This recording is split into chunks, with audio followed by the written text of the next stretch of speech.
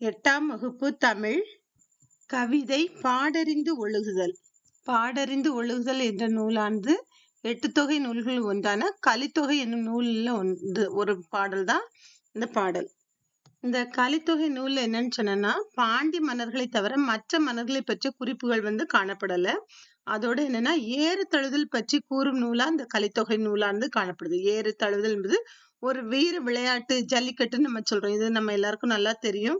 அது மட்டும் இல்லாம பெருந்திணை பாடல்கள் இடம்பெற்ற ஒரே சங்க நூல் எது அப்படின்னு சொன்னா அது கலித்தொகை தான். திணைனாலே நமக்கு நல்லா தெரியும். குறிஞ்சி, முல்லை, மருதம், நெய்தல், பாலைன்னு சொல்லிட்டு.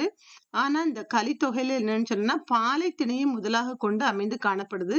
சங்க நூல்கள்ல பா வகையால பெயர் பெற்றது அப்படின்னு சொன்னாலும் இந்த கலித்தொகை நூல் தான். கலித்தொகையில மொத்தம் 150 பாடல்களை கொண்டு காணப்படுது. இப்ப இதுல குறிஞ்சி, முல்லை, மருதம், நெய்தல், பாலை, கலின்னு சொல்லி நம்மளுக்கு கொடுத்துருக்காங்க. ஆனா என்னன்னா, பாலை தான் ஃபர்ஸ்ட் வரணும். அப்ப பாலை கலியில 35 பாடல்களே காணப்படுது. அப்போ பாலை நிலத்துல 35 மரத்தை எடுக்க முடியும் அப்படின்னு கூட ஞாபகத்துல வச்சுக்கோங்க. ஏன்னு சொன்னா, போட்டித் தேர்வு அப்படின்னு வரும்போது என்எம்எஸ் தேர்வு இதுக்கு எல்லாத்துக்குமே நமக்கு தெரிஞ்சிருக்கணும். அப்ப பாலை கலியில 35 பாடல்கள் பாடியவர் யாருன்னா பெருங்கடுங்கோ. என்னன்னா பாலை நிலத்துல ரொம்ப நடந்து போகணும்னா ரொம்ப கடுமையா இருக்கும் அப்படின்னு நினைச்சுக்கோங்க. அப்போ பாலை களி பெருங்கடுங்கோ. குறிஞ்சி 29 பாடல்கள். குறிஞ்சி கபிலருங்கிறது நம்ம எல்லாருக்கும் நல்லா தெரிஞ்சிருக்கும். குறிஞ்சி களி களி எழுதியவர் யாருன்னா கபிலர் அவர்கள் 29 பாடல்களை பாடியிருக்காங்க.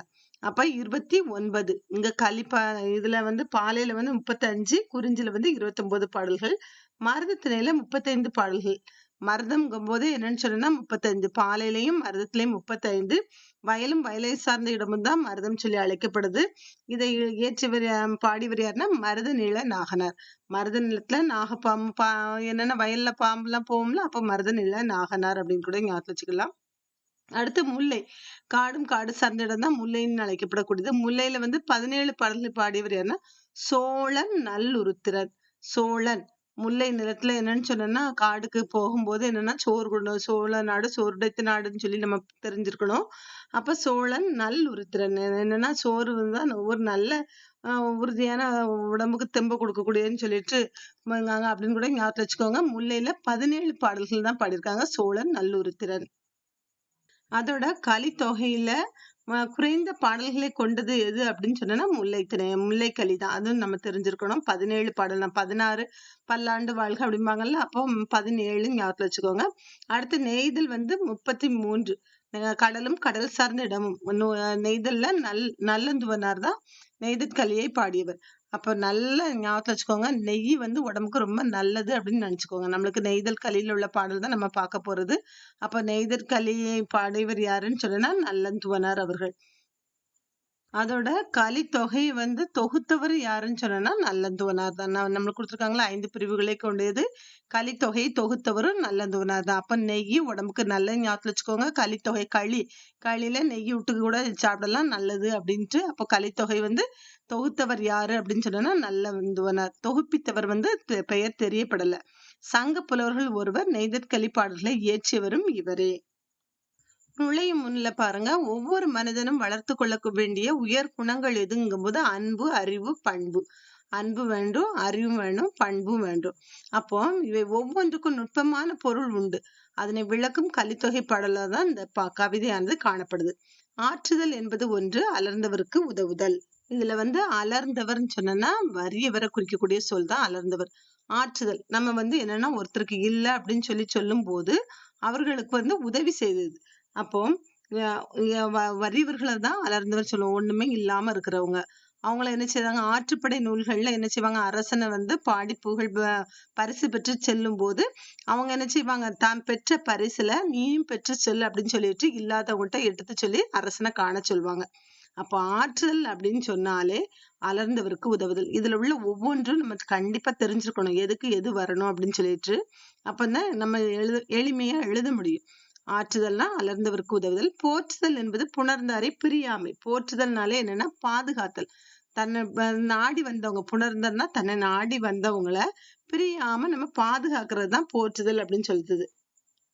பண்பு எனப்படுவது பாடறிந்து ஒழுகுதல். பாடறிந்து அப்படிங்கும்போது என்னன்னு சொன்னா நல்ல பண்புகள் அப்படின்னு சொன்னாலே உயர்ந்த ஒரு பாடறிந்து நல்ல உயர்ந்த சான்றோர் காட்டிய வழியில நடக்கக்கூடியவங்க. அப்ப நல்ல பண்புகள் என்ன அப்படின்னு சொன்னேன்னா, சான்றோர் காட்டிய வழிகள்ல நடந்து செல்றதுதான் நல்ல பண்பு அப்படின்னு சொல்லக்கூடியது. அதான் பண்பு எனப்படுவது பாடறிந்து ஒழுகுதல். அன்பு எனப்படுவது தன் கிளை செராமை. என்னன்னு சொன்னோம்னா, அன்பு நம்ம ஒருத்தர்ட்ட அன்பா இருக்கோம் அப்படின்னு சொன்னோம்னா, கிளைங்கும்போது சுற்றத்தார குறிக்கக்கூடிய சொல். இப்போ ஒரு மரம்ன்னு சொல்லி இருந்தா கூட அந்த மரத்துல என்னன்னு சொன்னோம்னா, அந்த நிறைய கிளைகள் காணப்படும். அந்த கிளைகளானது அந்த மரத்துக்கு ஒரு அழகு கொடுக்கக்கூடியதாவும், நிழல கொடுக்கக்கூடியதாவும் காணப்படும். அதுபோல் தான் ஒரு மனுஷனும் என்னன்னு சொன்னேன்னா, பிறரோடு அன்பா இருக்கும்போது, தன் உறவினர்கள் எல்லாம் என்ன செய்றாங்க, ஒன்று கூட்டி அவங்க பெருந்தன்மையோட வாழக்கூடியவங்களா இருக்காங்க. அப்ப அன்பு எனப்படுவது தன் கிளை செராமை. செராமைங்கிறது வெறுக்காம வாழ்றது. அடுத்து அறிவு எனப்படுவது பேதையார் சொல் நோன்றல். பேதையாருங்கும்போது அறிவற்றவங்கள குறிக்கக்கூடிய சொல் தான் பேதையாருங்கிறது. அப்போ நல்ல அறிவு அப்படின்னு சொன்னோம்னா, இப்ப பேதையாருங்கும்போது படிக்காதவங்க மட்டும் கிடையாது. படிச்சிருப்பாங்க. ஆனாலும் அவங்களால சரியான முறையில என்ன செய்ய முடியாது, செயல்பட முடியாதவங்களா காணப்படுவாங்க. அப்போ அறிவு அப்படின்னு சொன்னாலே பேதையார். இப்ப அறிவற்றது போல நடக்கக்கூடியவங்க சொல்லையும் நம்ம பொறுத்து கொள்றதுதான் அறிவு அப்படின்னு சொல்லி எடுத்து சொல்லப்பட்டிருக்கு. அது மட்டும் இல்லாம செறிவு எனப்படுவது கூறியது மறாமை. மறாமைங்கும்போது ஒருத்தவங்க வந்து சொல்லியிருப்பாங்க. நான் உன்ட்ட சொல்றேன்னு சொல்லி ஒரு கஷ்டத்து நிமித்தம் என்ன செஞ்சிருப்பாங்க, எடுத்து சொல்லியிருப்பாங்க. அத வந்து என்ன செய்யக்கூடாது, பிறர்ட்ட சொல்லக்கூடாது. அதான் செறிவு எனப்படுவது கூறியது மறாமை.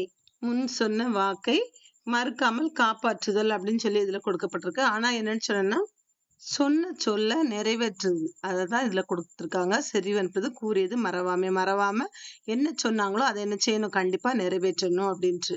நிறை எனப்படுவது மறை பிறர் அறியாமை. என்னன்னு சொன்னா, ம மறைவான முறையில எடுத்து சொன்னத பிறர் அறியக்கூடிய அளவுல எடுத்து சொல்லாம இருக்குது. அப்போ நிறைனாலே மறை ஞாபகத்துல வச்சுக்கோங்க. நிறைவா இருக்கணும் அப்டின்னா, மறைவா சொன்னத பிறருக்கு அறியாம, பிறர் அறியக்கூடிய விதத்துல என்ன செய்யக்கூடாது? எடுத்து சொல்லக்கூடாது அப்டின்ட்டு. அப்ப நிறை எனப்படுவது மறை பிறர் அறியாமை. முறை எனப்படுவது கண் ஓடாது உயிர் வௌவல். முறை நீதி. நம்ம என்னன்னு சொன்னோம்னா, யார் மட்டிலயும் என்ன செய்யக்கூடாது? பாகுபாடு காமிக்கக்கூடாது. கண் ஓடாது. நம்ம வந்து மத்தவங்களுக்கு வந்து எது சரியோ அததான் என்ன செய்யணும்? எடுத்து சொல்லணும். எந்தவித பாகுபாடும் பார்க்காம, அதான் நீ ஒருவருக்கு வந்து ஒரு குற்றம் சொல்றாங்க அப்படின்னு சொன்னோம்னா, நம்ம அவங்களுக்கு தண்டனை வழங்கும்போது, அவங்க வந்து யாரு, எவரு அப்படின்னு நினைக்காம, உண்மையான முறையில எது நீதியோ அதத்தான் நம்ம என்ன செய்யணும்? செயல்படுத்தணும் அப்படிங்கிறது தான் முறை எனப்படுது. கண் ஓடாது உயிர் வௌவல். பொறை எனப்படுவது போற்றாரை பொறுத்தல். பொறைன்னா பொறுமையை குறிக்கக்கூடிய சொல்லு. நாம என்ன செய்யணும்? நம்ம இகழக்கூடியவங்களையும் பொறுமையா என்ன செய்யணுமா? பொறுத்து செயல்படணும். அததான் பொறை எனப்படுவது போற்றாரை பொறுத்தல். இந்த வரிகள் வந்து மனப்பாட வரிகள். அதனால எதுக்கு எது வருங்கிறத தெளிவான முறையில தெரிஞ்சிருக்கணும். ஆற்றுதல் என்பது ஒன்று அலர்ந்தவருக்கு உதவுதல். போற்றுதல் என்பது புணர்ந்தாரை பிரியாமை. போற்றுதல், புணர்ந்தாரை பிரியாமை. பண்பு எனப்படுவது பாடறிந்து ஒழுகுதல். அன்பு எனப்படுவது தன் கிளை செராமை. அறிவு எனப்படுவது பேதையார் சொல் நோன்றல். செறிவு எனப்படுவது கூறியது மறாமை. நிறை எனப்படுவது மறை பிறர் அறியாமை. முறை எனப்படுவது கண் ஓடாது உயிர் வௌவல். பொறை எனப்படுவது போற்றாரை பொறுத்தல். இப்போ சொல்லும் பொருளும் கொடுத்திருக்காங்க. இதையும் தெளிவா தெரிஞ்சிருக்கணும். அலர்ந்தவர்னா வறியவர். செராமை வெறுக்காமை. என்னன்னு சொன்னா, யாரையும் வெறுக்கக்கூடாது. செராமை வெறுக்காமை. நோன்றல்னா பொறுத்தல். போற்றார் பகைவர். கிளை உறவினர். பேதையார் அறிவற்றர். மறாமை மறவாமை. பொறை பொறுமை. மதிப்பீடுல சரியான விடையை தேர்ந்தெடுத்ததுல பசியால் வாடும் அலர்ந்தவருக்கு உணவளித்தல் நமது கடமை. நம்மை இகழ்வாரை பொறுத்து கொள்ள வேண்டும். மறைபொருளை காத்தல் நிறை எனப்படும். மறை நிறை. பாடறிந்து என்னும் சொல்லை பிரித்தெழுத கிடைப்பது பாடு கூட்டல் அறிந்து. முறை கூட்டல் எனப்படுவது முறை எனப்படுவது. எட்டுத்தொகை நூல்ல 6வதா குறிப்பிடப்படக்கூடிய கலித்தொகை பாடல்ல நெய்தற்கலியில உள்ள ஒன்றான பாடறிந்து ஒழுகுதல் என்னும் கவிதையின் கீழ் உள்ளதை நம்ம முழுமையா தெரிஞ்சுக்கிட்டோம். தேர்விலையும் கேள்விக்கேற்ற சரியான பதிலை எழுதி வெற்றி பெறுவோம். வாழ்த்துக்கள்.